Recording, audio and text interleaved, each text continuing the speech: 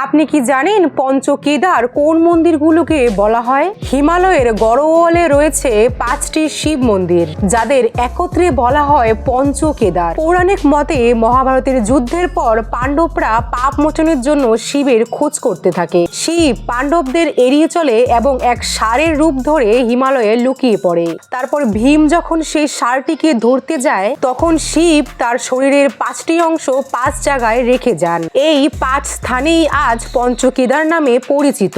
প্রথম কেদারনাথ, এখানে পূজিত হয় শিবের কুচ বা পিঠ। দ্বিতীয় তুঙ্গনাথ, এখানে শিবের বাহু বা হাত পুজো করা হয়। তৃতীয় রুদ্রনাথ, এখানে শিবের মুখমণ্ডল পূজিত হয়। চতুর্থ মাধ্য মাহেশ্বর, এখানে শিবের নাভি পূজিত হয়। পঞ্চম কাল্পেশ্বর, এখানে মহাদেবের জটা বা চুলের আরাধনা করা হয়। আপনি এই পঞ্চকেদারের মধ্যে কোন কোন ধামে গিয়েছেন?